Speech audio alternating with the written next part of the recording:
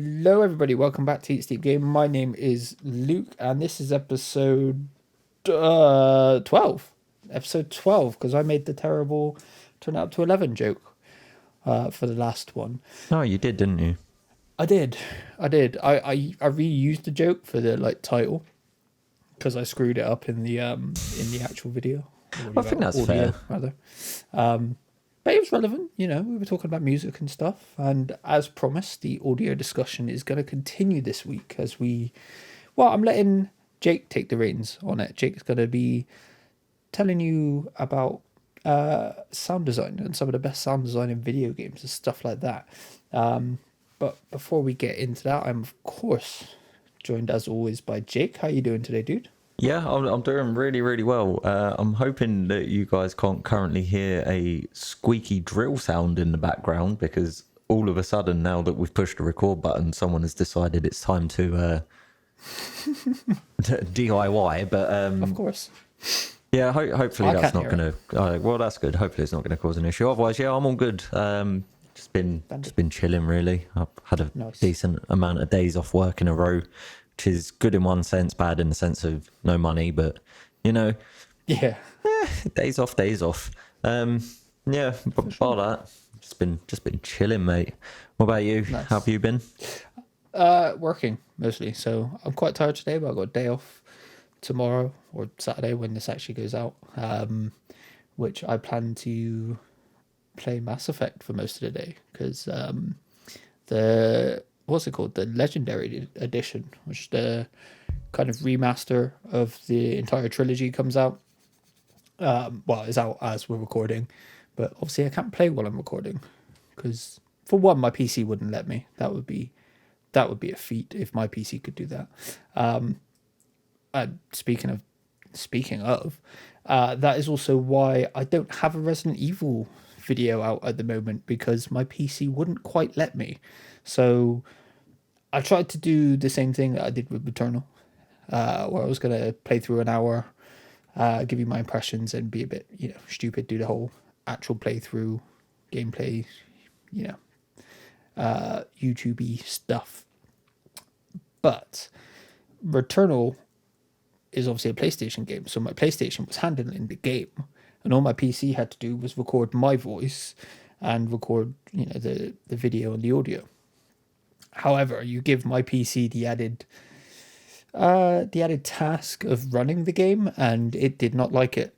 Did not like it at all. So it was fine for a lot of it, but there were some cutscenes that I got to, and it literally lagged behind by 5 to 10 seconds at points. So I think I said this on Twitter, I could have just recorded the audio and the gameplay separately and dubbed over and faked it, but I didn't want to. Feels pretty shit. That would have been super weird. I don't understand how people do that. Oh, really? Yeah, I did it with the Little Nightmares video. Yeah. And that one wasn't too bad because, one, it was shorter. I think that was only 20 minutes, half an hour. Yeah. And two, it's not a scary game. Yeah. I mean, that's the thing, isn't it? It's like you'd lose a massive level of authenticity to your reaction to the game. It's like, exactly. Hey, I remember this jump scare coming up in a second. I guess you could retrospectively talk over it and be like, and at this point I shat myself. Yeah, which is what I kind of tried to do with my Nier video, because Nier was on my PC and same thing. But I found I was getting caught between trying to react to what was actually happening, like I was actually playing it as, it was happening, and talking about it retroactively, sort of thing. So I just kept getting caught in two minds on it. Yeah. And the whole point was that it was, it was going to be a gameplay thing, so I could have some fun with it. People could take the piss out of me for getting scared or, whatever. Yeah. Because, I've got some fairly fun feedback and fairly good feedback from the Returnal stuff. People said they thought it was funny. Yeah. I was like, oh, cool. Didn't really expect that. You're like, I weren't trying, which is a good thing. No, I wasn't trying. I was just chatting shit. Yeah. But yeah, hopefully, I'm waiting on a new PC, and they're literally just waiting on the graphics card. as but I've been always. fairly reliably told that they are processing it and they've maybe got 3 to 4 weeks. I mean, you're going through PC specialists, aren't you? Yes. Yeah, they're normally I am. like pretty decent. They don't really keep people waiting around too long, do they? No, I mean it is just that it's a 3080 I'm waiting for. And Yeah, they're the like, whole you can world get wants it. 3070. Yeah, exactly. How are we going to They're like, mine you Ethereum if we don't have 3080s? I mean, come on, man. Exactly. Like, my rig, I need another one. Can I not just have yours when it turns up? Because I want to get into this crypto world. But I'm going to be honest with you, though. I'm really, really kind of glad that you haven't managed to record a Resident Evil video yet, because I haven't had the opportunity to play it yet either. Yeah.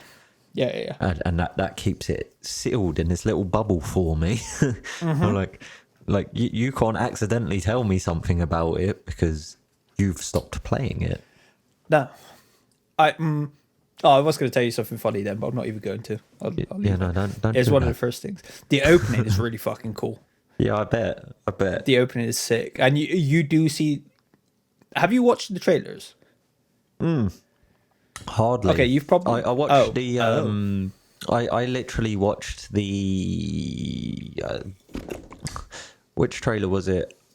It was like the announcement trailer, where it was just like an overview of the village from a distance. Yeah. And then was like Resident Evil, the village, and I was like, I think we actually covered that's sold for me. Yeah, I think we covered that in one of our first episodes, actually. Yeah, we did. I remember us talking about that. Fair. Okay, so I would just tell you that, I know there's a big artistically, woman. Like you can't There is a open the big internet at the moment without seeing her. I did. So I played the first demo Yeah. and got to meet her in there, but I didn't actually get to meet her in the game because I only played like 20 minutes, half an hour before I was like, okay, this just isn't working. Yeah. And I wasn't going to go beyond that anyway because I haven't played 7 yet. Yeah. So yeah, that's why there isn't a video out. But no, artistically, the opening is fucking cool. It's really cool because it's just very different from what you'd expect, especially if you haven't seen the trailers.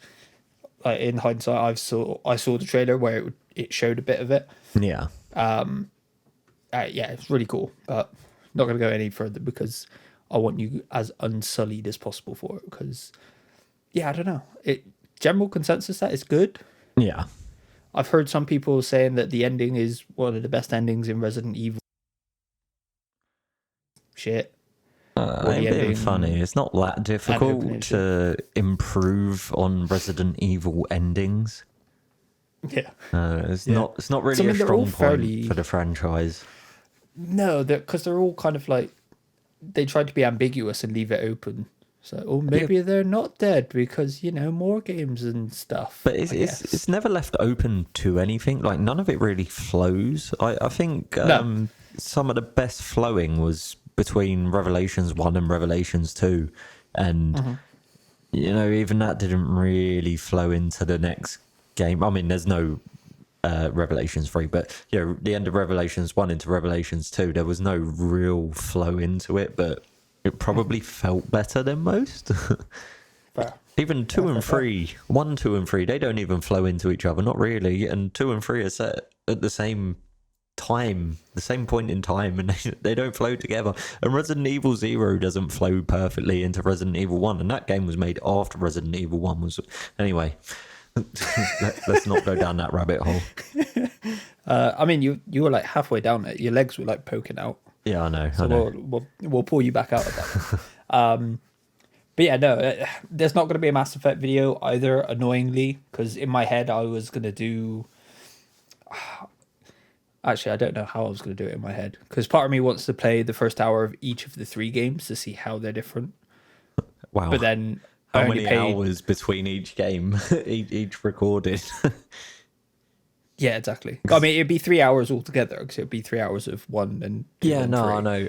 The thing But is... I didn't play 3 originally anyway, so I only played 1 and 2. With the way my head works, though, I'd have to complete all of Mass Effect 1 before moving into Mass Effect 2. Sure. I want to do that, though. Yeah, I've wanted to I've wanted to replay them for ages because I don't remember them that well. yeah, I really don't. I think I've like amalgamated 1 and 2 in my head. And then, like I said, 3 I didn't play at all. So I I I need to see what the ending is that everybody hated. But it's meant to be. I don't know. I think it's meant to be different now. I think they've changed a few things so the games flow together a bit better. As yeah. speaking of Resident Evil and that. But yeah, like I said, there's not. Unfortunately, not going to be. I'm not even going to try and do a video for Mass Effect. I'm just going to put a pin in that for now, Yeah. and then I'll come back to it when my new PC arrives, and then I'll just do. So I will. Sorry, going back real quick. I will have one for Ratchet and Clank though, because that'll be running through my PS5, so that will be fine. It's just anything that's not PS5 exclusive, I will probably get on PC. So Ratchet, I will more than likely have one out. And there's a bunch of other things I want to do when the new PC arrives as well. So there's loads of new things that I want to just add to the channel. Secondly, is that we are going to be pivoting the podcast a little bit. We're 12 episodes in now, and we went from covering news to being topic based, and now I want to kind of amalgamate the two just so we can stay a bit more relevant, because the topics really started because news dried up, and then it kind of felt like a good way to get our rhythm, because obviously we're a fairly new podcast still. It felt like a good way to get our rhythm, our cadence, and how we want to do things down. And now I feel like we're pretty solid on that side of stuff. So I want to look at doing. It's still probably going to be mostly topic based, but it will be more relevant topics. So something that's gone on in the week, or something about a game that's coming out, or what have you. Just so it is more relevant to what's actually going on in the week. Yeah, it just makes sense, doesn't it? I mean, I'm still going to segue us like every couple of minutes, but absolutely. I mean, that's why it's a 90-minute podcast instead of if could I didn't you want imagine that, if we cut out half of my waffle, it would probably be about half hour. I mean, same here, man. Same here. Yeah, to be fair, you're about as bad as I am. So. Oh yeah. I'm normally the like between me, you, Jordan on the Game for All. If we did like a no topic, just tangent episode, it would just go on forever. Just a let's talk and that's it. It literally would be. It literally would be. It would be all over the place because like things would just pop up. Because like me and Jordan tend to talk after the podcast. Yeah. And sometimes that could be hours. That could be absolute hours. So yeah, we're still going to be tangent heavy because that's who we are. But we're going to try and make it a little bit more relevant to something that's gone on that week, or some news, or like I said, a video game has come out, or something, just to make it a little bit more relevant. And then hopefully it just gets a few more eyes on it as well, because we're not, for a small podcast and a small channel, we're not doing bad by any stretch. Like the podcast tends to get more than half of my subscriber number at least watching it, so that's not too bad. I think that's all. I think there was only 2 things I needed to address, I believe. We will have Jake away for a weekend, or a week, sorry, in a couple of weeks' time. So we'll have Sean from the Game for All podcast over as our Jake stand-in for a week, which is something to look forward to, I guess. Do we say look forward to? Yeah, no. It'd be a good change of flow though as well, isn't it? Always nice to have a break. It absolutely is. And I mean, I'm away. Well, hopefully away, because we don't know what Boris is about to do. Well, yeah, that's a good point actually. Yeah, I might still be here anyway. Yeah, so. you might. If he's here, it's because Boris. Yeah, yeah. As But always, I'm meant to be going blame away. Bojo. 100%. Yeah, I'm meant to be going away next weekend. So, I'm not. I'm going to miss the episode of the Game for All podcast. But like, if Bojo doesn't, it says I can, then I guess I'm not going anywhere. I'm just going to have a week off for no reason. Which relaxing time is relaxing time. That was one actually. That was one. So I don't know, because I've had like people say they want to come on and chat with us and stuff like that, but I can't decide whether I want to have guests on this or have like an extra thing that we do specifically for the guests, sort of thing. Oh, I see what you mean. I can't decide, because I quite like the whole point of this podcast was we generally can't meet up in person indoors in a pub, sort of thing. Yeah. And bringing other people in on that doesn't feel authentic to what this was. Yeah. I mean, what this was always supposed to be. It was basically an extension of our pre-COVID Exactly. social life. Yeah, exactly. So in my head, I'm potentially thinking that we might still actually do like guests and stuff like that, but have it as a supplemental extra thing that is, and then I'd get them to bring a topic potentially. Yeah, them to bring something they're passionate about and want to talk about. Kind of. Or we could call it berating club. Someone could bring something that they're passionate about, and I could do my best to tear it down. We'll just call it Jake Hates You. Yeah. Yeah. Yeah, I don't really like people, so that works. Yeah, I fully get that. Working in retail, I genuinely 100% think if I'd be a happier, nicer person if I never worked in retail. Oh, I don't think I would have. How do you know? Well, actually, no, I don't know. I used to be very sociable.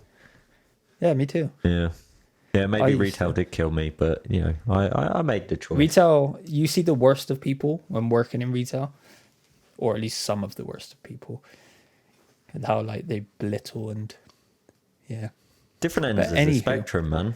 That has nothing to do with gaming. Yeah. Because I was about to go down another hole. It's okay. I've closed that hole before you can go into it. Yeah, We've covered that rabbit hole. smart. So yeah, a couple of updates. No reaction videos or no first impression videos for a minute, other than PlayStation exclusive. So Ratchet will have one, and I'm very excited for Ratchet, as anybody who's listened to this podcast or Game for All will know. Potentially having Jake away for a weekend, and we kind of just adjusting the podcast a little bit to be a bit more relative to what's actually going on in the world. Yeah, up to date, as opposed to talking about N64 era life. Yeah, unless the N64 comes up. Maybe they actually put it on the Switch at some point, because God help me, that would be amazing. That'd be good. But hey ho. Jake, you're going to take the reins on this one, because not only are you very passionate about sound design, it's something you're far more knowledgeable than I am. Questionable, that statement. But I don't think it's questionable. I like to pretend I'm knowledgeable on it, and say big words here and there about sound design that make me sound like I have a higher level of intelligence of it. But no, I mean, I said to you just before we sort of like kicked off today, like part of the reason I want to talk about sound design in particular is because I feel like it's a thing that is so often looked over when people are 100%. talking about games. So 100%. It's like, oh, why do I like this game? Oh, the visuals are stunning, the gameplay is amazing, and the story is good, or the multiplayer's like a lot of fun. The balancing's right, and 9 times out of 10, sound design comes up as like one of the last things, if at all, ever gets mentioned. Yeah, it's often really like throwaway. Yeah, the soundtracks come way before sound design does in people's talking about a game.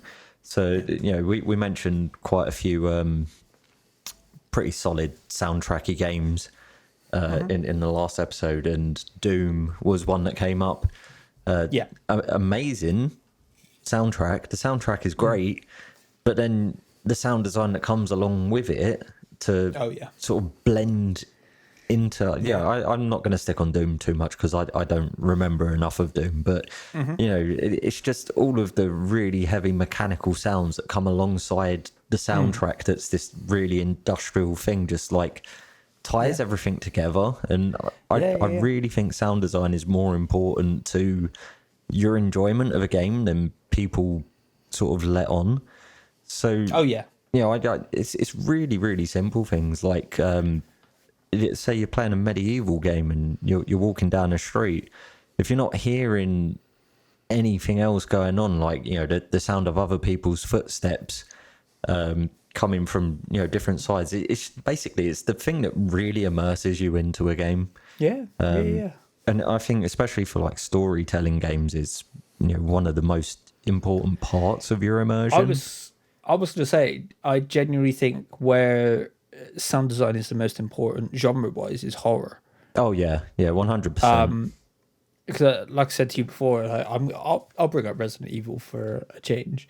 I noticed this in particular in, I guess, Resident Evil 3 as well, but Resident Evil 2 Remake, just because I adore that game. One thing that really stuck out to me was in the same way you can use music and audio effects and stuff like that to your benefit. It was the way they didn't use certain bits of audio, and the way it was just dead silent for a lot of the time. You can hear maybe some rain hitting the windows, or the gusts of wind. You'll hear the like a little crack of the floor or something like that, or like you'll hear what is maybe a footstep or something like that, just to completely fuck with you and just build the tension. One of the best things I found in that remake was right at the beginning, where you're walking along the west wing of the police corridor. It's like you say, there's no music running. You've got exactly what you was describing, the sound of rain against the window, a little bit of wind going on, and the odd creak here and there. Yes. Like the way it built up that atmosphere for you, and all you're doing is walking down a corridor that later on in the game you're going to run up and down it a million times. But like it's the way that it just locks you into the police station. Like it makes that place so memorable. Yeah. Have you ever played Gone Home? No. So Gone Home is a walking sim essentially, and there is no music. Yeah. Like pretty much the entire time, it's just dead silent. You're walking around this home. You're a girl who's returned home from college, and you get home and there's no one there, and there's like messages, and you got to figure out what's happened and where everybody is. But the whole time you're expecting it to turn and become like a horror game and shit you up out of nowhere. Yeah. And that's because there is no music. It is like dead silent the whole time. Yeah. And occasionally you just hear like creak, like the odd creak of the house settling and stuff like that. It genuinely it can be so tense, but then there's no release of that tension because there is nothing. It's not a horror game at all. It is just there is nothing there. It's just playing with you. That is madness. I might have to check that out actually.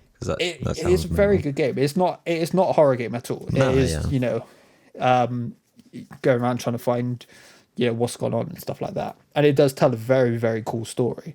But the lack of music and the lack of really any audio other than the house and you moving around and stuff like that really built up tension. That was it kind of in your head. It's unnecessary because there is nothing there. It's like you're getting scared of nothing. You're worried about nothing, sort of thing. And it just uses it incredibly well, I thought. Yeah. But it's the same as Resident Evil. I know one big one we want to talk about is Dead Space. Oh, Dead Space, definitely. So, I would rate the sound design in that game like really, really highly, especially for like how old it was. Pardon? I rate the pure design of that game so highly, even the HUD. Yeah, yeah. Oh, Because like yeah, the HUD was incredible. It was just built into you. It's so cool, and you don't see anyone do it yeah. anymore. Everything But about it was sick, but yeah, on sound design, you walk in. I find it really hard with a lot of like space age games to actually get immersed in them and actually feel like you're in a yeah, spaceship, or because a lot of the time it just feels like a corridor simulator. Yeah, you're just running down different corridors, and I find that a lot with any sort of game that has you in space. I'm trying to remember the name of a few games, but it escapes me. Anyway, with Dead Space, it's just these little creaks and these echoey noises, and again, it's within the horror realm, so it's always going to have used silence really well. But like, I don't know what it is exactly about that game, but and the way they use their sound design or the way they created it, it actually like immersed me enough to feel like I was in space. yeah, Even though the majority of the time you are just corridor walking. yeah, yeah. I think for me it was the way they used distant sound. Yeah, So like you don't know where it's coming from, but you can vaguely hear a scream or something scuttling about, or and I think it's the combination of that and the otherwise dead silence. Because even like I said, in Resident Evil, in Gone Home and stuff like that, you hear the house creaking and stuff like that. yeah, But you don't get that in Dead Space because it isn't space; it's dead silent. yeah. And like I said, you only get the odd, a horrific scream coming from somewhere, and you're like, oh, I've got to face that soon. Or just hearing the xenomorphs scuttling, and this is very true of the first game. If you've never played it before, just like play it with headphones on. You'll hear the little scuttling through the vents long before you ever have one jump out at you. Yeah, yeah. And it takes a long time for one to actually jump out at you. But I mean, Yeah. man, like it's just those, the scuttling sound. Like it's there. You know something's coming. You know it's going to happen eventually. Yeah. But it plays it down long enough for you to sort of like start getting comfortable walking round, and then all of a sudden it's just like, oh, okay, here we go. We're ready to go. I mean, after you've played the game, it's kind of you know what you're doing. But my first playthrough of that, I had no idea how I was supposed to be killing these dudes. I didn't realize I was supposed to be like knocking limbs off and that. I was just like, Yeah. hey man, Same. This is not great. This is not great.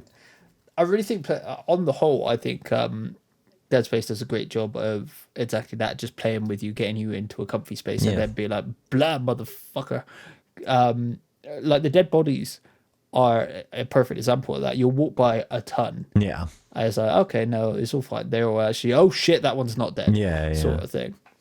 Like Dead Space is just an absolute masterpiece. I can't speak on Dead Space 2 because I haven't played it.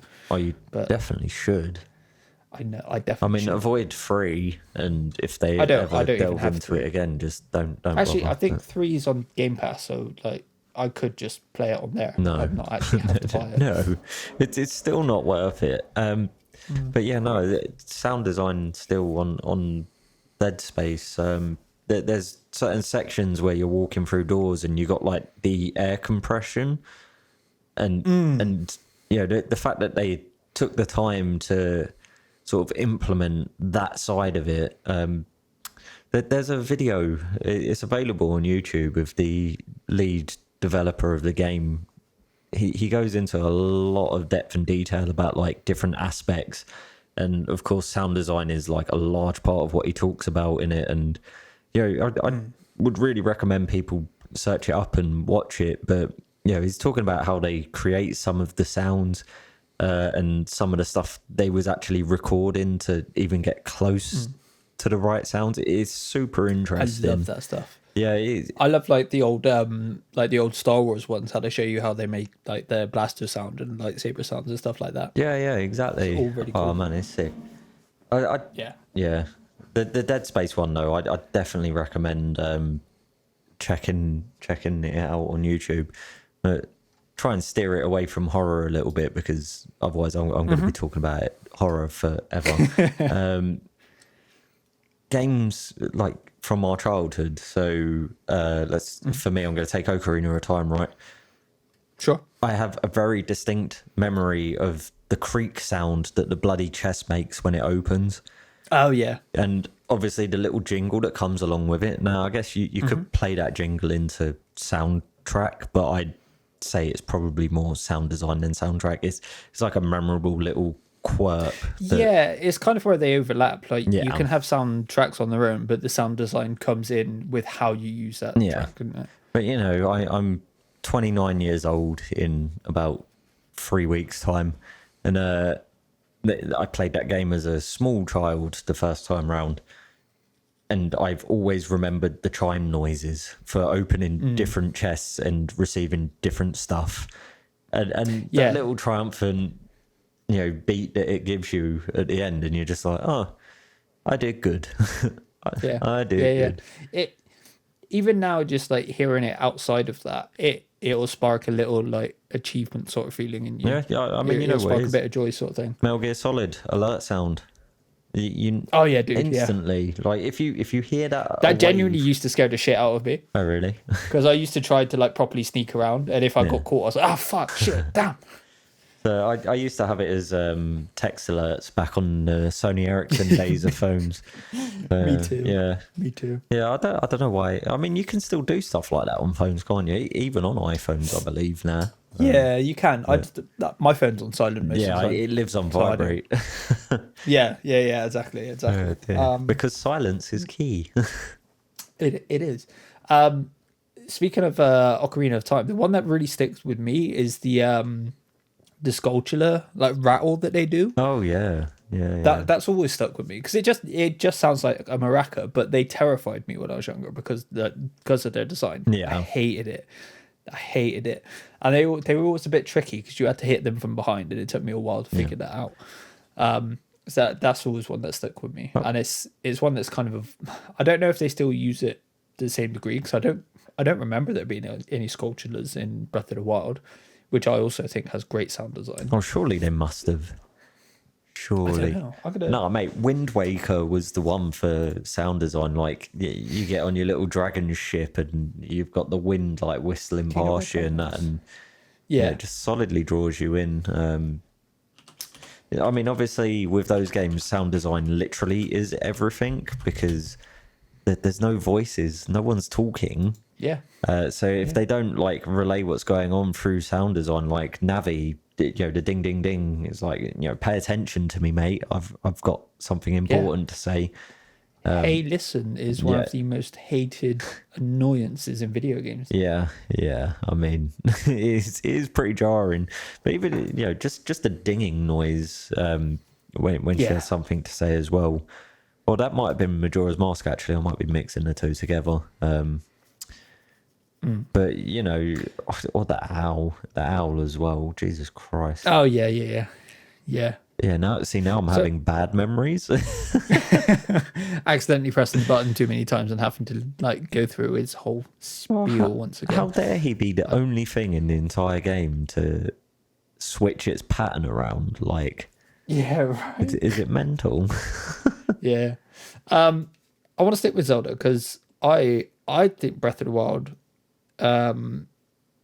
has fantastic sound design because other than the odd, you know, you get like a battle theme or like you know, when you're in a fight, you'll get some music come on. But just as, you know, as you're wandering around, you get a couple of piano keys, and that's pretty much it. You just get little bits. Yeah. And it really I don't know, it just worked perfectly. It was really bizarre. Yeah.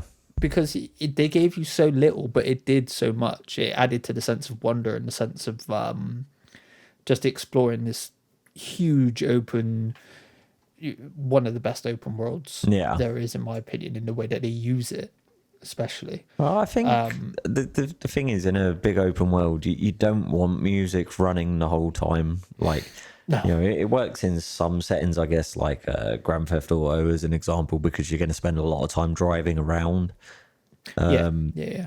But like Breath of the Wild, I've not played it, but I'm going to assume it's much like Skyrim from what you said there. Even that sounds a bit like Skyrim. Like you'll be walking along, it's nice and quiet, and then you get like just a few notes sort of come through to sort of like signify that something else has happened. But man, It's kind of more. It's kind of just more of a weird background thing. It doesn't necessarily yeah, like there will be like things that react to something that's happening, but it is just kind of a weird. It's almost like it's coming in on the wind, yeah, sort of thing. It will just breeze in occasionally with a couple of like notes, yeah. and then it'll kind of just go quiet again after a Well, I while. guess- It's really really cool. I guess that's I the haven't breath of experienced the it, wild. but I think everyone should. I know it's not for some people. Like it took me a long time to actually fully get into it. I think I tried it like 2 or 3 times before I actually properly got into it, and then I played like stupid like 200 odd hours of the thing. I think it would take me 5 minutes to get into that game, and those 5 minutes would be going from getting the Switch home with Breath of the Wild in it and turning it on.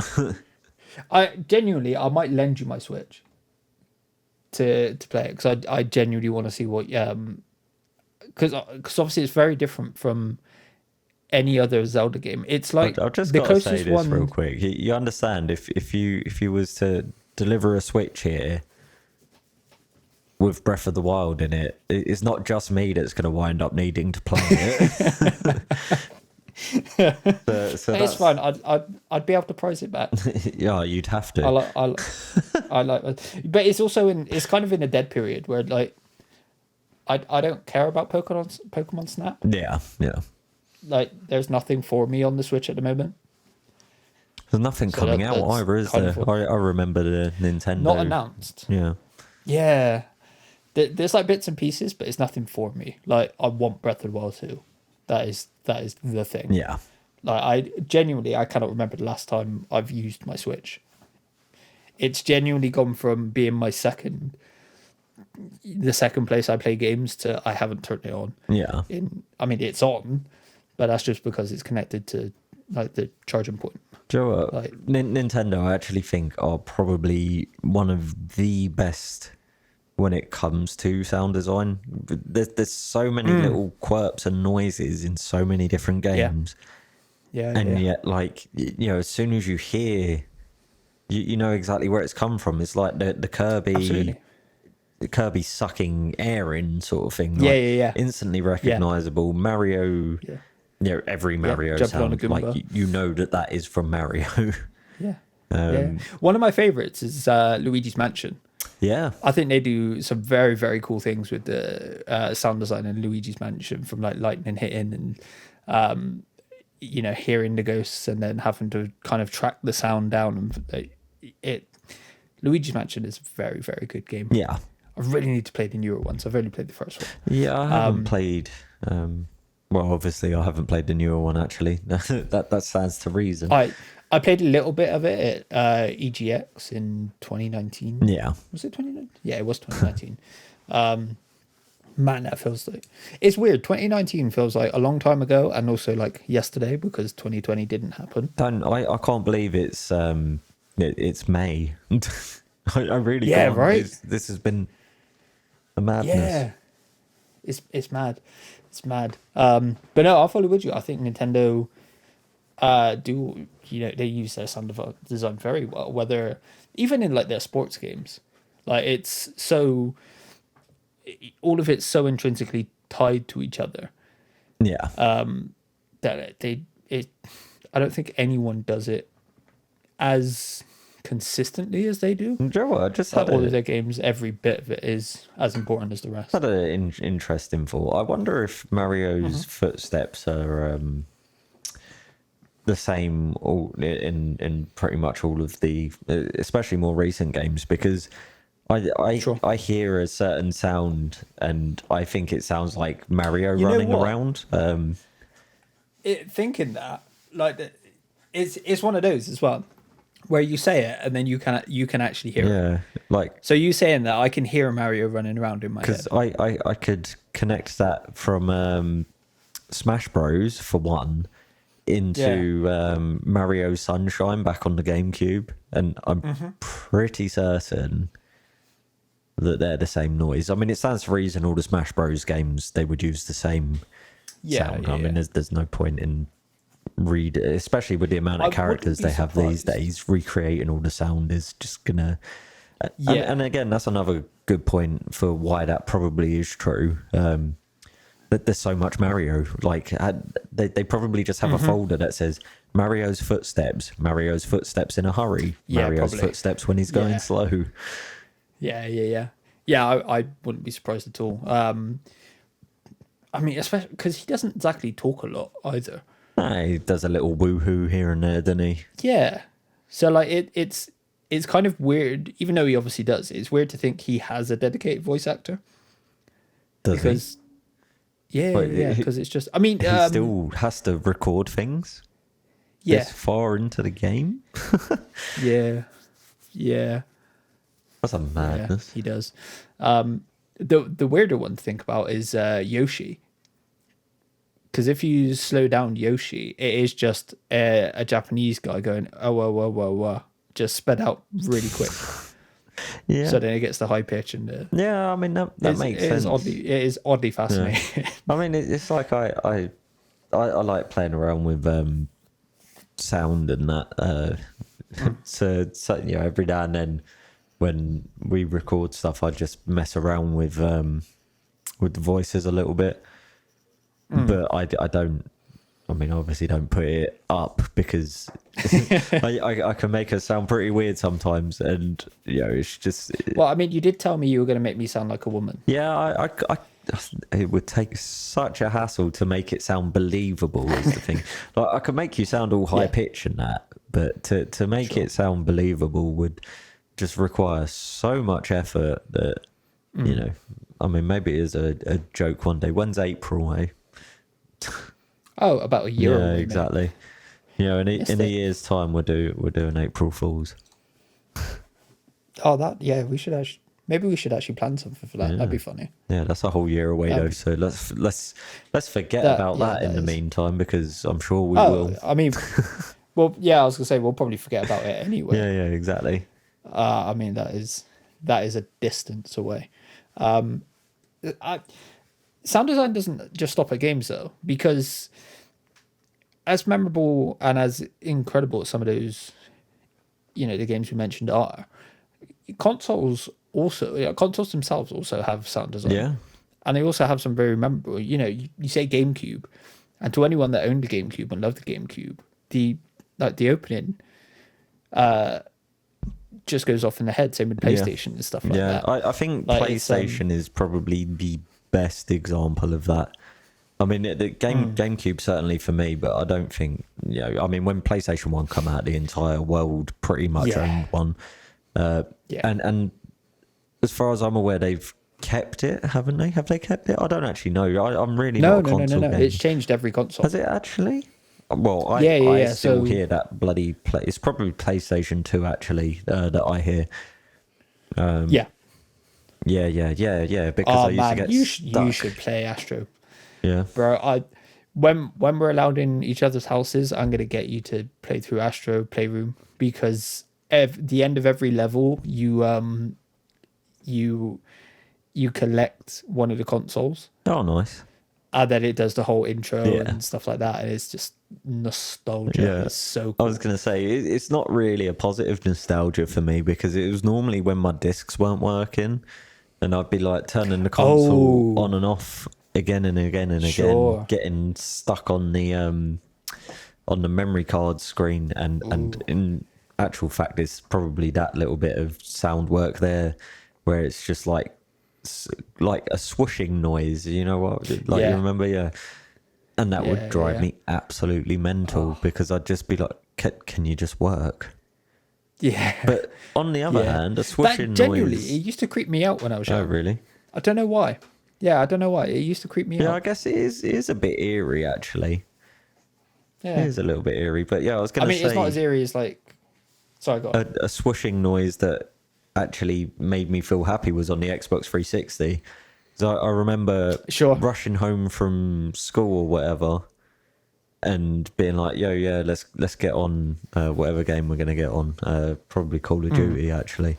It'd be like, "Oh yeah, let's jump on Call of Duty," and you'd load your Xbox up, and then you'd swoosh yourself over to where your friends are on there, and you'd be like, "Start party chat, done, blip." Well, Yeah, speaking of actually, that is actually pretty relevant to what I was going to say. The original Xbox one was very creepy, because there's actually whispering.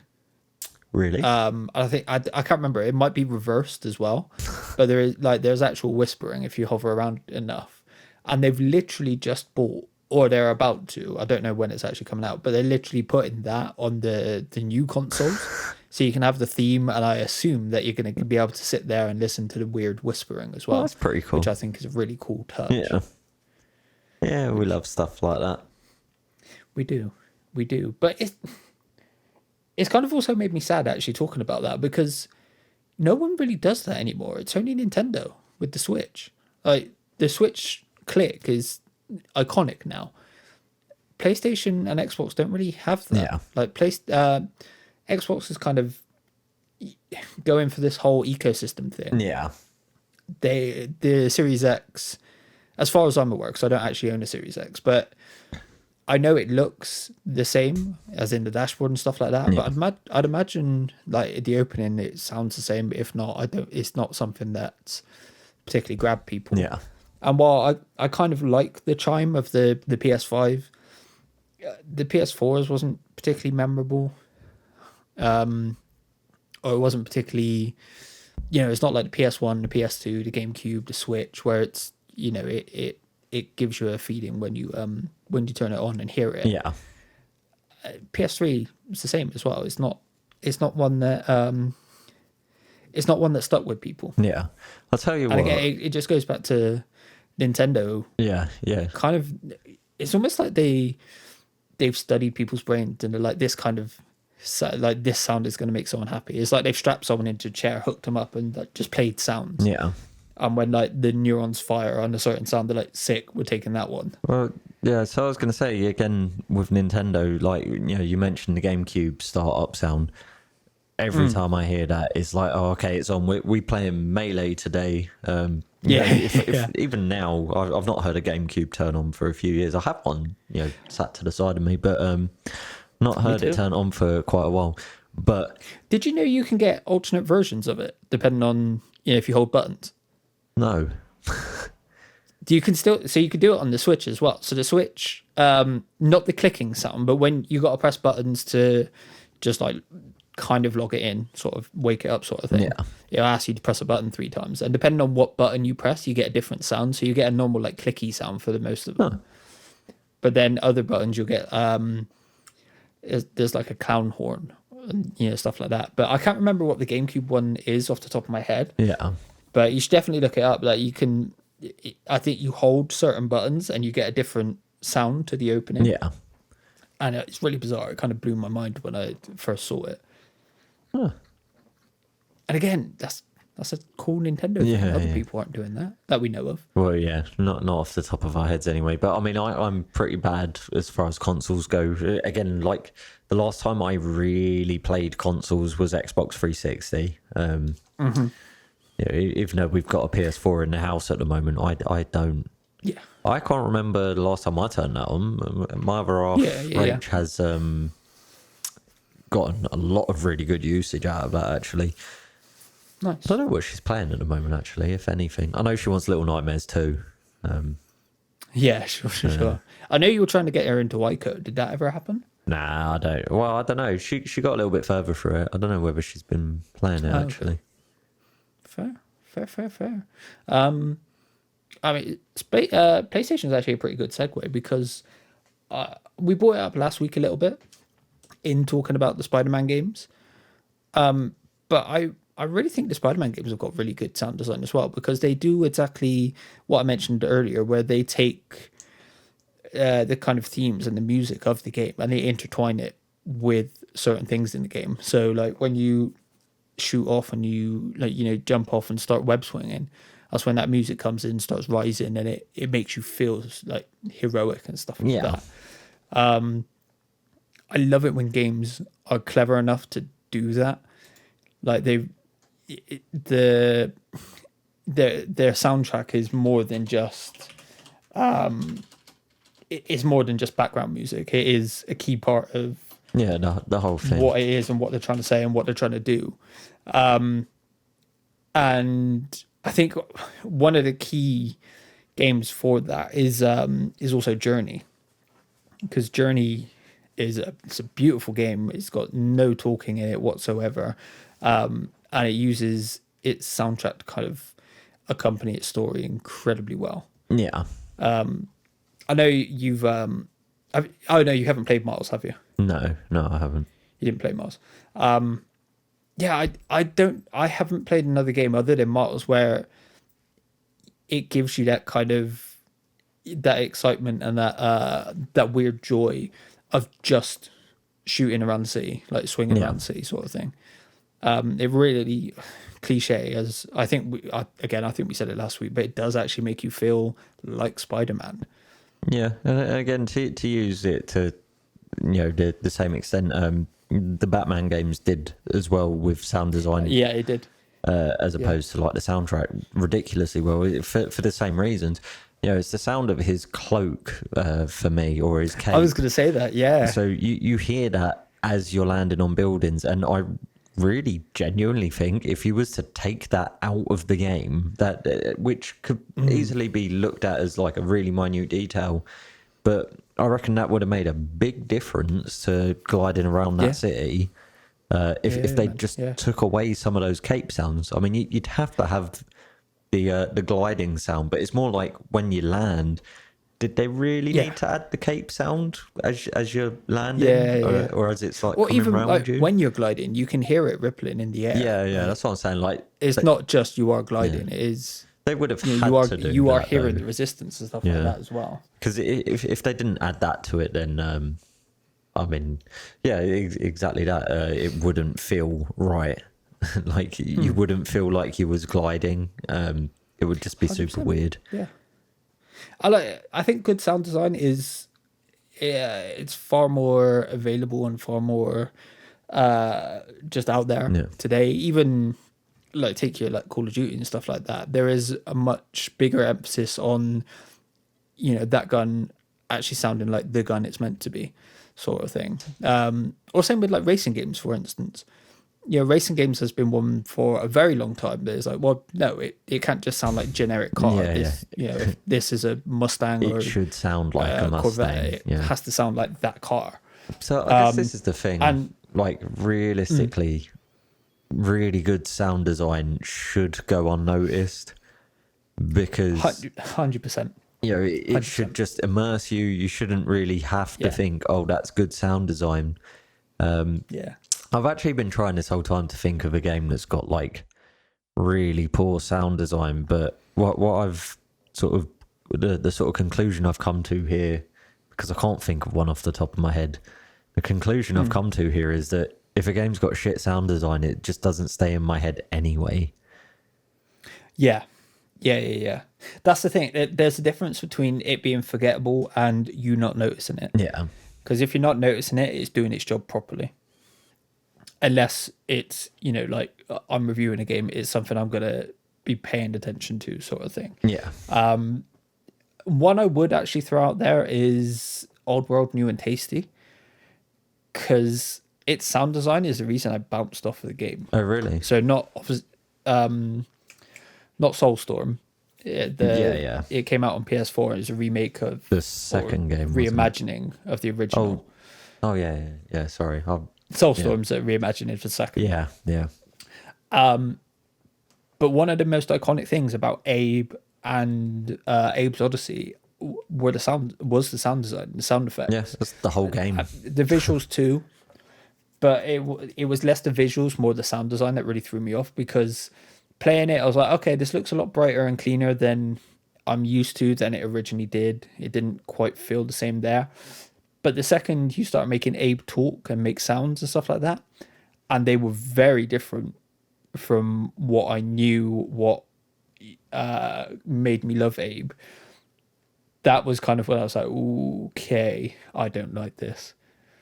This is not for me, because it's not the Abe that I grew up loving, sort of thing. Yeah. It felt like a completely different character. Like, this isn't my childhood. What is this? Exactly.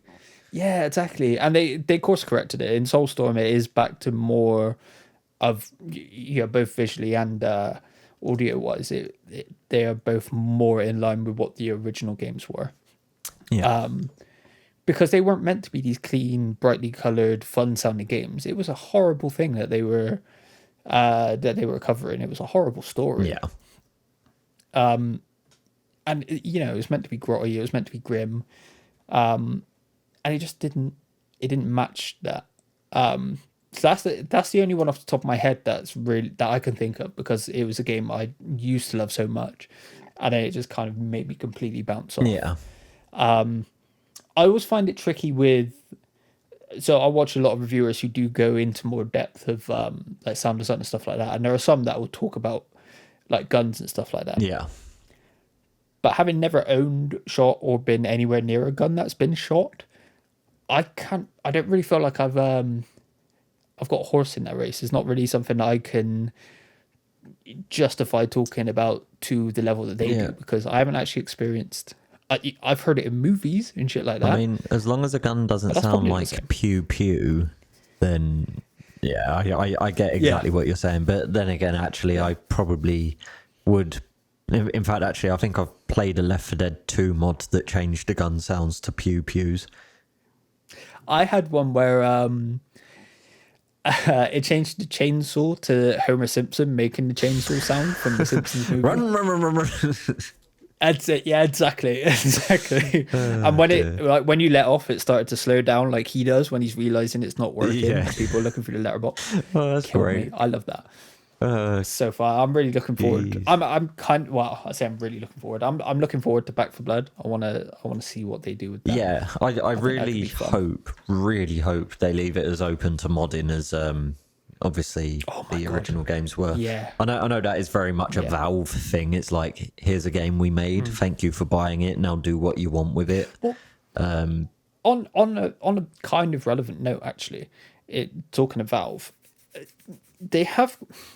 It's a bit up in the air. It's a bit odd, but there was. So Gabe Newell was talking at a university, and someone asked him about Steam on consoles, and he said something along the lines of, "You'll find out later this year." Huh. So there's speculation that by Steam they actually mean Valve. Yeah. And having more Valve games actually come into consoles properly. Yeah, well, I mean, the Steam console... Orange box. Yeah, I can't imagine Steam being on consoles, because Steam is a marketplace. It's not, it's a marketplace, it's a launcher. Yeah, I mean... PlayStation and Xbox don't need a launcher. They don't need another marketplace. So Valve games make sense, especially like Half-Life Alyx for PlayStation at the very least, because PlayStation obviously has VR. Yeah.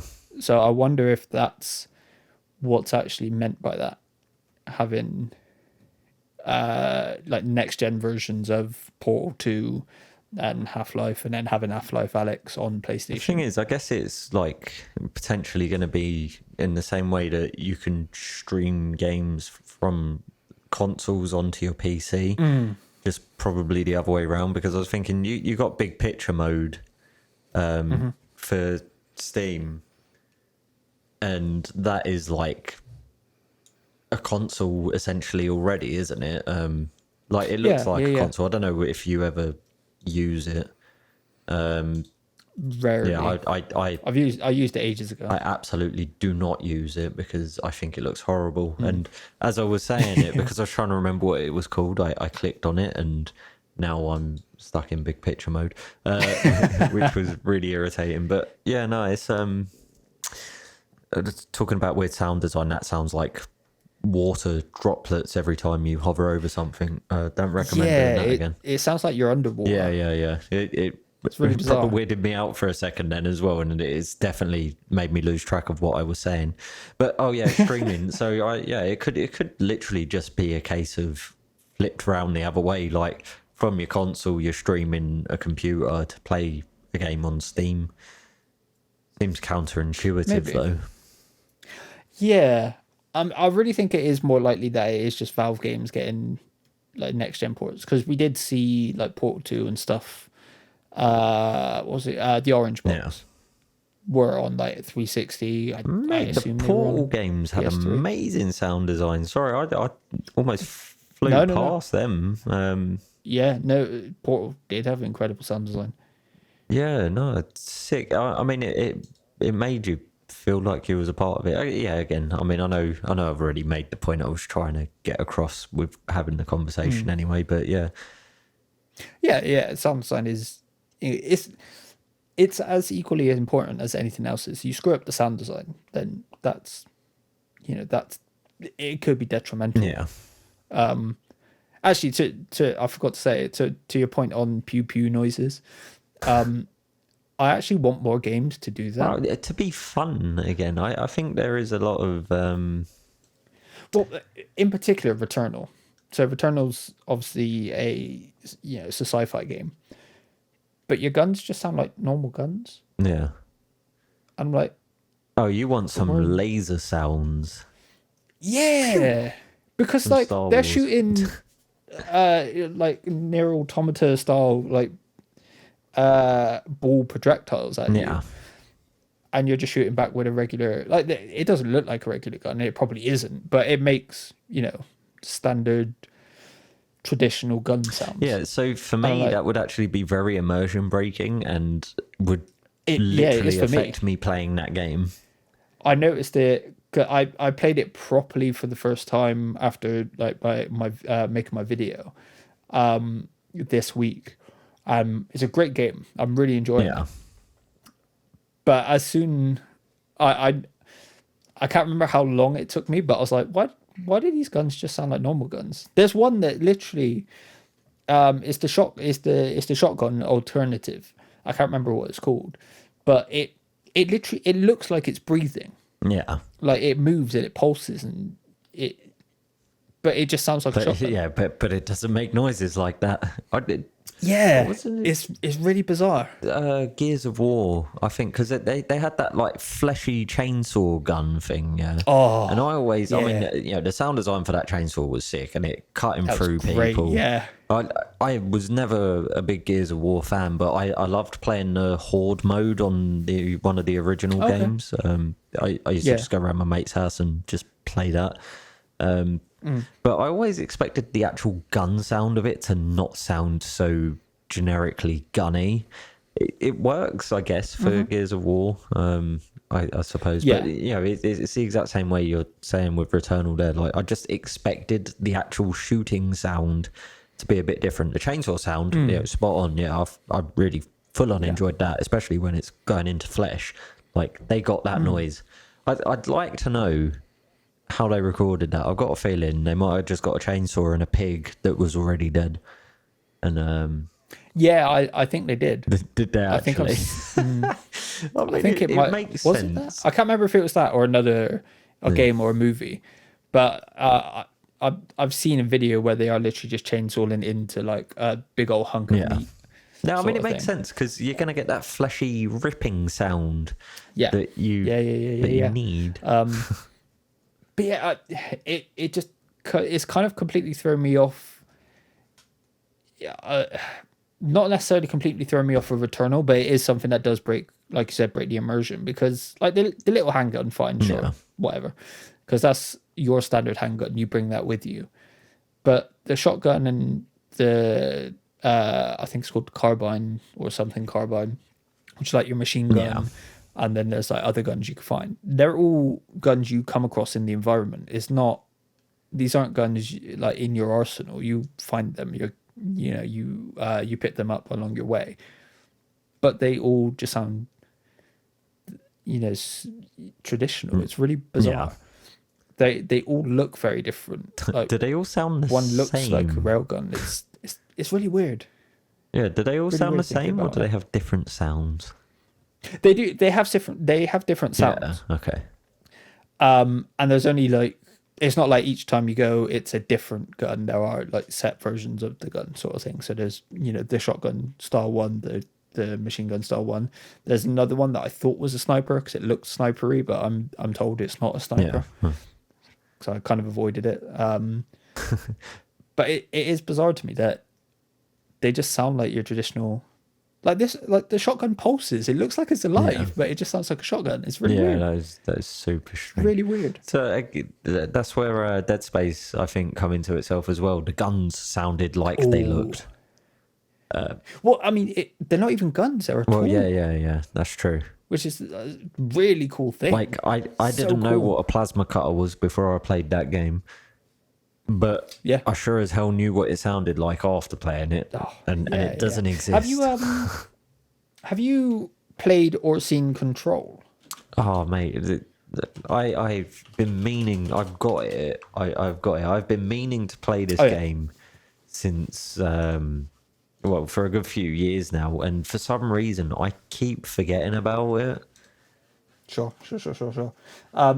So I won't go. Well, the only thing sound design wise I want to talk about is so your main gun. You get one gun, and then you get like different modifications for it that you can switch in and out.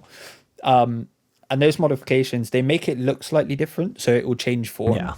Because if you're like me and you go fully into the game, like I got deep into that. I read everything. There's a page you can find that tells you, what's it called? The service weapon. I think it's called the service weapon. But it's this ancient weapon that kind of evolves with the time and its user. So it used to be Mjolnir, it used to be Excalibur, Yeah. sort of thing. One, I thought that was dope. I thought that was fucking Yeah, cool. that's a good like fourth wall breaking bit of lore. Yeah, and it gives you such a cool like lore just for that weapon alone. Yeah. And I really hope they expand on it in whatever they're doing. I hope there's a new control. That would be sick. But secondly, it's the different forms the gun can take, because one, when you switch between the forms, you can hear it shuffling around and it sounds like they're clanking together and there's little bits of metal like bouncing off each other and stuff. And it's also when you're in certain modes. So like, I can't remember off the top of my head which one it is, but there's one where like the bits of metal come off and they kind of orbit the main bit of the gun. And then when you like go down the sights and aim down, it'll like I think it spins a bit faster or it slows down or something like that, and you can hear it like slowly rotating around. And I just love it. I think it's such a cool little bit of detail. Yeah. Yeah. I don't know how they would do it, but I'd love some kind of like magnetic model of that gun or something, because it's just such a cool and unique looking weapon. Yeah. I can't wait for you to play it. I love Control so much. I think it's such a great game, and it's kind of why I like Returnal as well, because it's given me a lot of Control vibes in kind of in the way it's telling me its story and, you know, the feel of the game as well. What are there any like small bits like that stand out to you that stick in your mind? So I was going to say it like great sound was design? like my final stay on sound design. Like probably to me one of the best pieces of sound design in a game that I've come across, and it's purely based on how just relieving it is to hear it. The bonfires in Dark Souls. So you spend hours and hours and hours trudging along, struggling, and you'll get to sections, more so in the first game. The second game kind of loses it a little bit, but you'll have been walking around for like a good hour or so, really struggling. You're down to your last Estus flask, and you finally like made it to this bonfire. You've struggled your way there. You've probably died a million times on the way. But I think this is more so true of the times where I've like managed to get through a section without dying, you know, like for the first time. Yeah. And you see the bonfire in the distance and you're finally like, okay, it's cool. I can sit down and relax. And yeah, it's all of like the little sound bits that come alongside that. And especially Yeah. not knowing the map off the top of my head, like back when I first played it, when you find a loop back to a bonfire that's already been activated, and you can just about hear the crackling of it in the distance, Yeah, yeah, yeah. and you're like, okay, yeah, this is Yeah. comfort now. Like, I'm safe. I know I'm safe now. And It gets to the point where you can almost feel the warmth of yeah, it. literally. Like, you get there with the tiniest bit of health left. You're I mean, like, I've oh my god, thank it's you. led me astray before. I thought I was safe, and then I wound up dying Oh, right in front really? of the bloody bonfire. Well, yeah, because it is just the sound of fire crackling and that. So Yeah. you know, there'd be certain points in the games where you're running around and you can hear fire, and you're like, well, I don't remember lighting a bonfire around here, but this is cool. There must be one nearby, Okay. and then you just get Sure.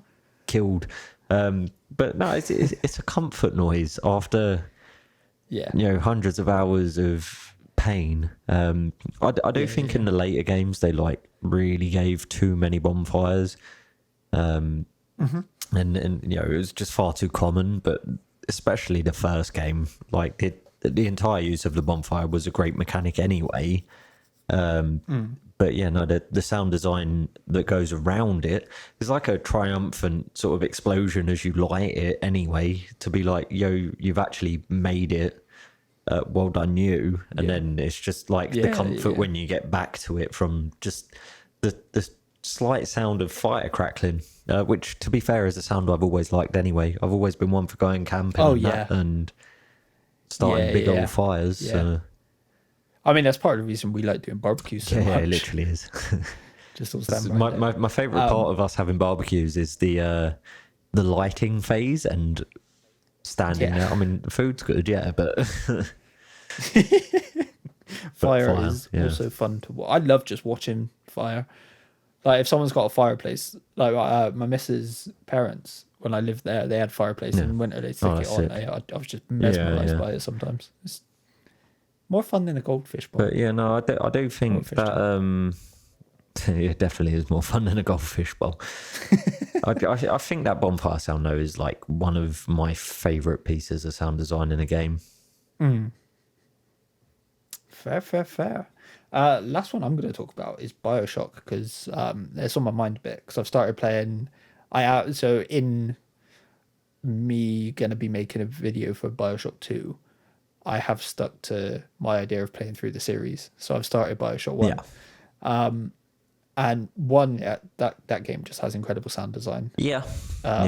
All the, being underwater and all the fun they play around with that. But my favorite thing is just the Big Daddies. Like their sound design is incredible. Yeah, it is. It really is, actually. Like when you hear them like moaning and stuff like that, and it's got that echo and that reverb to it, because that they're slightly hollow. Like, actually, to be fair, do we know what's inside of them? I don't know. I guess it's a person. All I can tell you is that from the sounds that it makes, it feels heavy. Like you can almost feel how heavy it is. I know you get like the little haptics from the controller, like the vibrations, but the sounds, like the clunks as they're trudging, like, and literally trudging is. I was thinking more of the like they're moaning. Yeah. And the way it like bounces around inside their suit before it like reaches you. I just love. I guess it's been a while since I've played. It's been a while since I've played a Bioshock game. Like I certainly remember the sounds of them like walking around. I actually really don't remember that. You can detail. feel it before. Like it's a weird one, even without like I said, the haptics and the feedback and stuff. It is weird. It's such a thick and heavy sound. You can almost feel it before you can even see. Yeah, exactly. Oh yeah. That's a really good shout, actually. I think they're. Again, I'm in a weird place with Bioshock, because I really want a new one, but I'm worried about there being a new one as well. Yeah, I know what you mean. And I'm just looking forward to just jumping back into that world. I'm really looking forward, especially to playing Bioshock Infinite again, because that was the first one I played. I played Bioshock Infinite, and then I was like, man, I like you this. played games so backwards. Yeah. Well, not quite, because I still didn't play 2. So I didn't go 3, 2, 1. I just went Yeah, 3, yeah, 1. okay. But now I'm going to do them properly in order, because I'm doing them through the Bioshock collection. Yeah. And that's got all the DLC, and so it's got like Burial at Sea for Bioshock. I think that's Bioshock Infinite anyway, where it takes you back to Rapture before when there were people around. I think I'm very excited to get to that. So I have the DLC for it. But Oh, really? the thing is, I got it because I got what you've just said. And the reason I got it was because I wanted to play Bioshock 1 and 2 again. I'd already played Infinite on Yeah. my Xbox and wasn't the biggest fan of it, so Oh, I didn't hate it. I just wait, is that? Are you specifically talking about Infinite?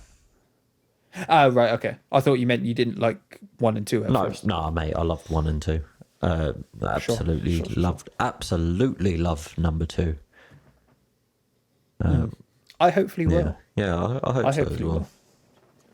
I'm really looking forward to actually getting It'd be into it. nice to have someone back me up on favorite Bioshock game. You know, because normally it's either I'm 1 really or torn. Infinite. 2, I think, just gets forgotten a little bit.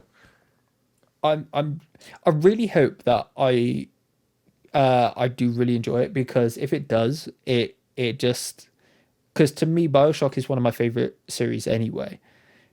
But I haven't played 2 is the Yeah, thing, so I feel a bit of a hypocrite saying that. yeah, So if 2 is good, and or if I enjoy it, or if I think it's good, it substantiates that, it like solidifies that, yeah. and it is like, yeah, it's a top tier franchise for me now, sort of thing. So I'm really hoping I enjoy it, but I'm not going to let that sway. I mean, I can't let it sway. I really wanted to let Ghost of Tsushima, and I didn't. Oh, I need actually, to play that. I really need to play before we finish up, I actually do want to talk about Ghost of Tsushima a little bit, because I shit on it a lot because I didn't like it too much. that. Yeah, Some of that was because of the technical issues I had. Some of that was bland characters and bland storytelling and what have you. But that's irrelevant. What I want to talk about, and this will be the last thing I bring up. One sound design thing they did, which I think my only criticism of it is they didn't go all in with it, is they used animals and animal sounds to guide you to certain yeah, things. And it was a really, really cool, a really cool thing that they should have just gone all in on. Because on the map, you can really easily see where collectibles are, and, points of interest and stuff like that. They're all just question marks, I believe, off the top of my head. But I really wish that they hadn't, because when you're wandering around, you can hear like a bird tweeting, or you can hear like a fox making whatever the fuck a fox makes, some kind of horrible screeching sound. foxes are sick animals, man. I love them. Oh, I love foxes, but they make horrible, like, weird whiny Yeah, sounds. I guess. It's really bizarre. But it makes you take note. And normally, like in an open world game, you're just like, oh yeah, animal over there. But in Ghost, they're leading you somewhere. Yeah, And I wish they did two things. Firstly, I wish they doubled down, took away the markers on the map, and that was how you found the collectibles and points of interest and stuff like that. Because they do it with birds, they do it with foxes. I think there's actually a couple of different types of birds they do it with. And two, I wish they kind of made it a bit more intermittent, so it wasn't, oh, there's a fox there, I'm going to follow it. yeah. It was only like, some foxes you could follow, or some birds that would lead you to like a hot spring, or a shrine, or whatever the other collectibles were. Because it's a really, really cool thing that you don't. I haven't seen another game that's done that personally. And it just, again, it goes back to the dark, sorry, not Dark Souls, the Dead Space thing, where it's being clever with its environment. Dead Space used your suit to tell you how much health you had. It had your it's not quite bullets, but your bullet counter actually on the weapon or the The tool. thing is, I'll And liken in this, it was using the world to guide I'll you. liken it to corporate training. Although to us on the surface, it may seem plain and simple. Follow the animal noises. take the red pill.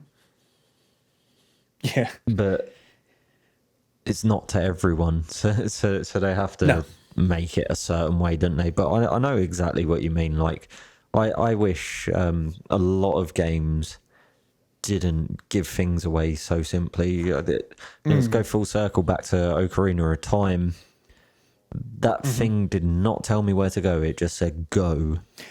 No, and that's the fantastic thing about Zelda games. I think that is genuinely. I'm going to bring you my Switch at some point so you can play Breath of the Wild. But that is the thing that made people bounce off of Breath of the Wild. They thought it was too obtuse, and it didn't. What, because it didn't direct you, or because it did direct you? Yeah, and that was kind of an issue I had at first and that's kind of an issue I had with Fallout at first as well, because it was just like, cool, go, and I'm like, but even where? Fallout has a little compass though, doesn't it? Yeah. But when I was playing Fallout, I was in completionist mode. Oh, okay. I was going for like, I want to do everything and I want to get all trophies and stuff like that. And then when it was like, no, we're not going to tell you where the side quests and stuff like that are, I was like, why? Please tell me. Be glad you didn't go for completionist with a bloody Bethesda game. Yeah, I didn't, obviously. It turned out I'd only finished like half the game. But with Zelda, Breath of the Wild, I spent, like I said, 200-300 hours. Yeah. And I'd only missed like 3 or 4 side quests, and then I looked them up, and they were not, the most interesting ones. I found the most interesting ones, so I was like, I can live with that. Yeah. But no, I get why Ghost didn't go as far into that kind of sound or utilizing that sound design as much. But man, I really wish they would have, because it was very cool. It was a bright part of a game that I struggled with. That I am also considering, I don't know if they've done a next gen patch, but if they do a next gen patch, I might replay it, because then hopefully I don't have the technical issues and I can maybe enjoy the game for what it was. Because I didn't hate it by any stretch. I just had a lot of issues with it. I mean, to be fair, that does play largely into like how you feel about a game. So if you 100%. really struggle to get playing with it because it was buggy for you for whatever reason. 100%. Yeah. And that was reflected in my review. And it was a point that got brought up to me in some feedback for Death Stranding as well. They were like, oh, you didn't talk about this. It's like, well, it's because I didn't experience that. I never came across X game mechanic in the 70 odd hours that I played it. That's not my fault. That's the game's fault. That says something really big about the game to me. So if someone's like, oh yeah, there's this amazing gameplay feature that comes into the game, if you're lucky enough to find it.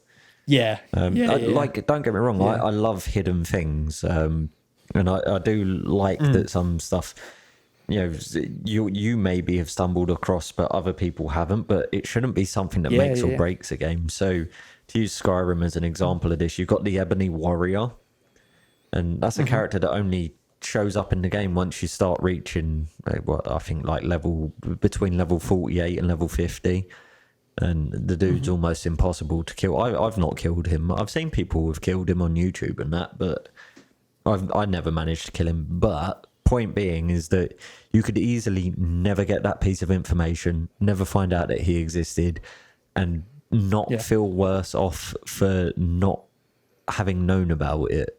Like, you get what I mean? Like, take it or leave it sort of thing. It doesn't change how good the game was. Yeah. And I guess that's kind of my issue with Ghost not using the environmental sound design as much, because it kind of took the point out of collectibles. Yeah, collectibles are a nice thing you're meant to like hunt and find. If they're on the map as a question mark, you're just like, well, you're not hunting for that or finding it. You just go into that point and picking the thing up. The Assassin's Creed games fell into that issue, didn't they? They did, Big time. Climb to the top of tower. I mean, a lot of games do. And then everything's available to you. I think I've said this. I think Sean's actually said this as well on the Game for All podcast. I'm kind of sick of collectibles at this point, because a lot of time they are just there for filler. They're not like a meaningful thing. Like I Yeah, liked, some games really require them though, like the Spider-Man yeah, Collectibles. they were good though. Yeah, yeah, They were good because they led to something yeah, and they told a story. Dude, I can't wait for you to play Miles and get to there's there's a side mission slash collectible sort of thing where you're collecting sound samples from the yeah. city. So you'll pick up like I think there's like a Yeah, I train think I see and other Rach bits and doing some pieces. of it. This is my problem. I'm never going to play It's Miles so cool. because I've Oh, seen you so many should. different points of the game already being played that it's Miles is a short game though, so I think even though you've seen points, I think you could get through it quick enough without yeah, it necessarily being yeah, an issue. potentially. Because I mean, you do play Resident Evil over and over and over. Yeah, but yeah, but I've got no excuses. Yeah, but I tell you what, I don't know when or when you'll be able to fill it in, because it's not a long game by any stretch. It's probably about 10 hours yeah. almost. But if you play Miles, I will bring you my Switch so you can play Breath of Oh the Wild. shit! All right. when we get And off, that's a double edge. when we get off this, I'm gonna kick Rach off the TV and start playing. That's fine, because that is also it's a double edged thing, because I want you to experience not only Miles because it's fantastic, that side mission because it's great, and I think you as someone who makes music and is really into audio would super appreciate what they do with Yeah, that and where it leads and the story they tell. But then I do also want, I want you to play Breath of the Wild. I want you to. yeah. I mean, I want me to play Breath of the Wild. I've been wanting me to Yeah, man. play Breath of the Wild since when did it come out? 2018, 2019? I don't know. It was 2017. Don't say It came out with the Switch. 2017. 2017, I think. I think. Time is a weird concept. Yeah, sad. Oh yeah, Time's a no, weird because we concept. were still working together when it come out, weren't we? No, that was before. What, before we started working together? Yeah. It came out Shut before the we were front working together. door. Yeah, I know. I Yeah, know. 3rd Like I of said, March time is a weird concept. 2017. Oh, I think we so. really didn't work together for that long, did we? No, it was only like Yeah. 6 months. Ah, madness. But it felt like a long Yeah, time. it did. But then we ended up hanging out quite a lot, so that probably made it feel like we filled that short time with more than, just the working Yeah, sort there of was a thing. lot of pint time. There was a lot of pint time. And hopefully there will be again Yeah, soon. hopefully. We'll see what Boris has to say. But he's probably already said it at this But- point, actually. I think I actually got a notification saying it was delayed, so I don't know. Oh wait, no, he has made an announcement now. I don't know what he said though. My watch doesn't give me that information. But yeah, speaking of time being a weird concept, I think we're out of it for today. Yeah. It's about an hour and a half, so I think we're all done for today. Yeah, like I said, next week it will still be a topical, like a topic based thing, but it should just be more topical and more relevant. So that will require a bit more of me actually trying to, I keep up with the news anyway, but trying to think of a news topic or a game topic or something like that I can spin into an episode. Yeah. I mean, there's been a bucket ton of releases and new trailers lately as well, so there's a lot of stuff that we can dive into. There has. Maybe it'd be something to do with Mass Effect, because did you ever play Mass Effect? No. I mean, the answer is yes, but Okay. no. Oh. Dabbled. Yeah. Fair. Wished. Fair. In fact, I'll just say now, I wished I'd got into it when the graphics were relevant. But it's, depending on what you tell me about this new one, these re-releases, it could be a thing that sways me into actually playing them, because I know for a fact I will enjoy them. Yeah. I just haven't. Fair. I'm not sure if it's because I came quite late to them as well. It's not. I think I picked up all three at once, like pre-owned. So I don't ever remember if the graphics were like fantastic for their time, because like I said, I came to them really late. So Yeah. But we'll see. That's what I plan to spend most of my day doing tomorrow, as well as, Game for All podcast, which I'm very much looking forward to, as always. But yeah, we will be back next week. We will be talking something relative to something that's happened in the last week or so.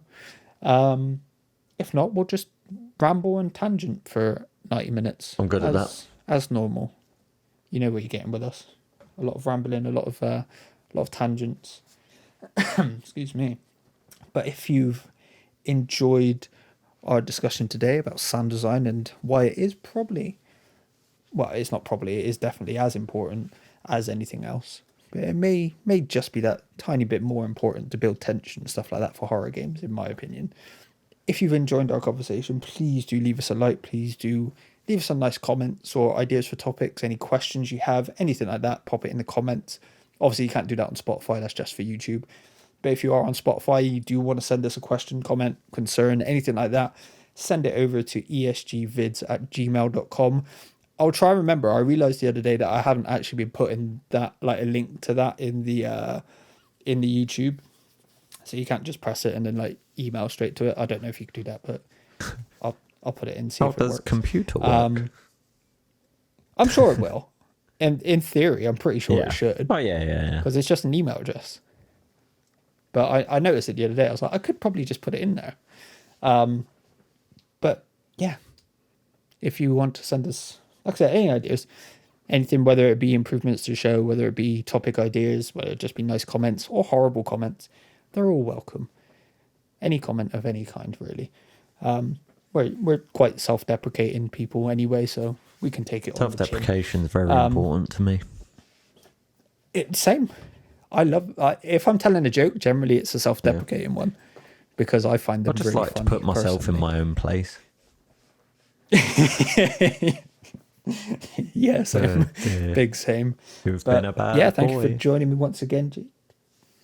And thank you for listening / watching. Thank you for washing as well. That's important. Always wash. Keep yourself That's always a clean. good thing to do. Yeah, exactly. But yeah, thank you for watching and listening, and we will see you again next week. Goodbye. Ta-ta.